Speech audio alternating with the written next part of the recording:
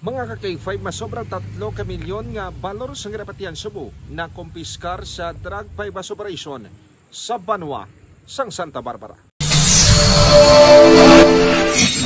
Nga kumpiskar ang masobrang 3 milyon nga balor sang ginapatian Cebu sa drug bypass operation naging kasasang Regional Police Drug Enforcement Unit 6 sa Barangay Lanag, Santa Barbara, Iloilo. Alas 10:10 ang gabi, Mayo 31, ang subject ka Masero Villeta sobre Vega, 45 anyos, kag residente sa Zone 2 Barangay Daga, Santa Barbara, Iloilo.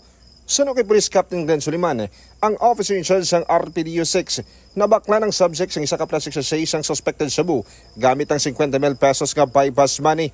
Na-recover dugang sa iyang bag ang 7 kapag binugkos nga plastic sa ginapatian Cebu nga nagabugat sang 525 grams kag 3,570,000 pesos ang market value. Duwa na kabulan niya ginamonitor ang subject kag may karelasyon ini nga preso sa karon sa New Bilibid Prison nga amo ang nagasupply sa iya. Nagapanginumala naman ang subject nga saang nabaknan kag ang na-recover sa iya nga mga ginapatian Cebu. Medyo wise siningat mga subject kay bulyom niya ang ginabuyan niya, ginabaligya niya or ginapaduol sa iya. So diri lang ni sa area sa Santa Barbara.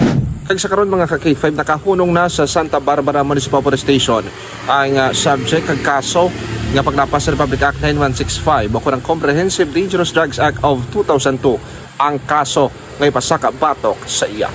Balita nagikan sa Banwa, sang Santa Barbara. Ako naman si K5 Rodrifoyo para sa Kampiyon na Balita. Serbisyo Publiko Kakalingawan sa Iloilo, number 1 na kita.